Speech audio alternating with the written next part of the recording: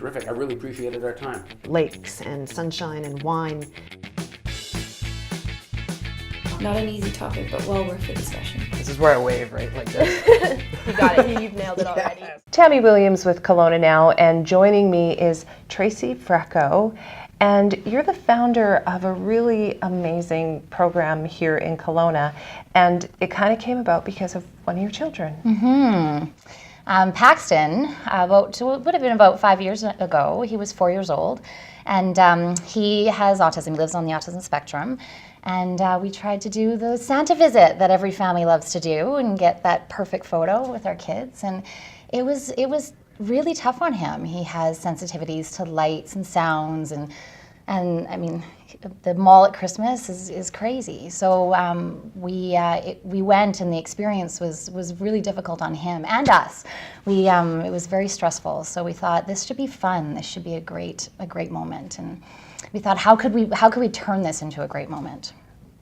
And when you say it wasn't fun, did he have reactions to the lights and the sounds and the busyness? Is that kind of what happened with him?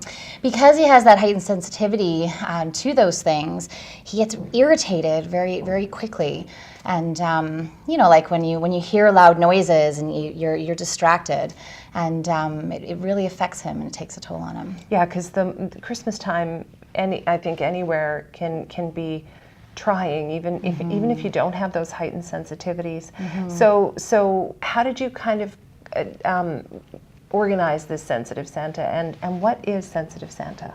So Sensitive Santa are visits with Santa, one-on-one visits with Santa in a sensory controlled environment.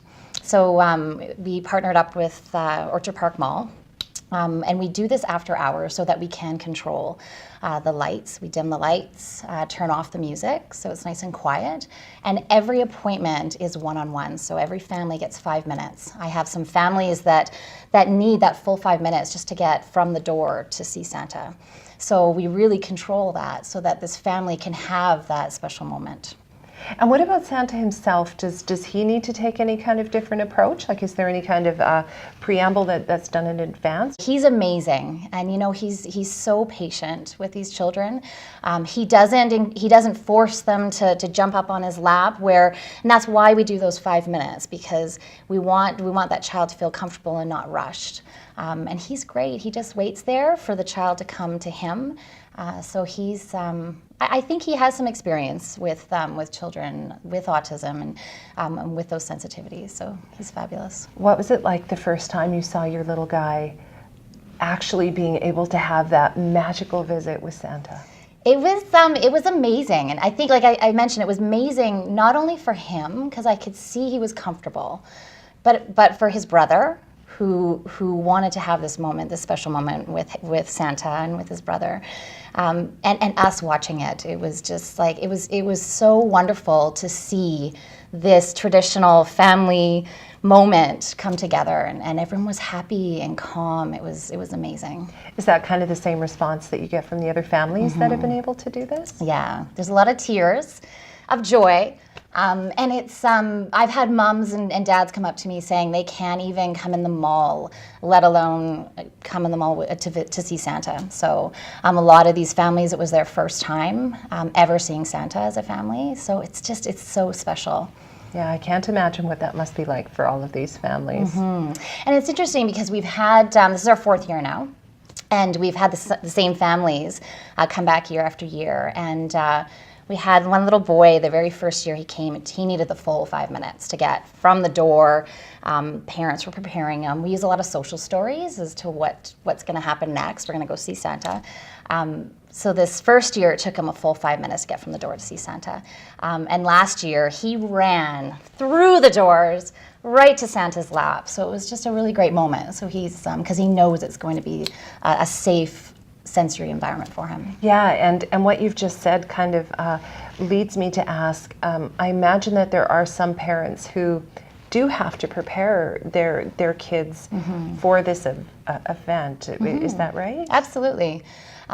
Kids on the spectrum, many of them, They thrive on routine. And this is out of the routine. I mean, a lot of events during Christmas are. So it's called a social story. So if we're going to be doing something different, we let our son know. Today we're going to go to the mall and we're going to see Santa, and then we're going to go home. So it's we use a lot of visuals. My son is nonverbal.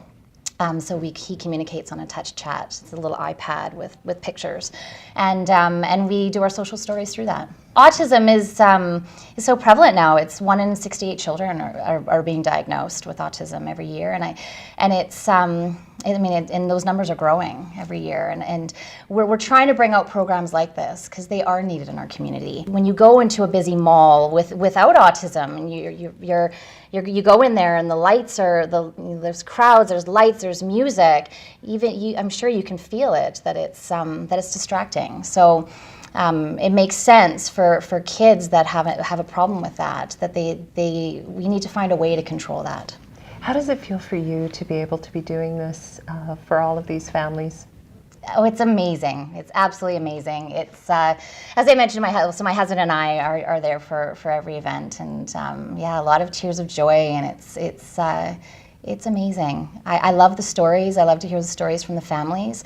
A lot of these families look forward to this one event every year. So it's great. And there's a couple upcoming Sensitive Santa events. That's right. Yeah. So what if someone would like to bring their child to see the Sensitive Santa? What do they do? So we have a website this year. It's sensitivesantasokanagan.ca. And they can go on to the website and register. The emails come directly to us when we book appointments.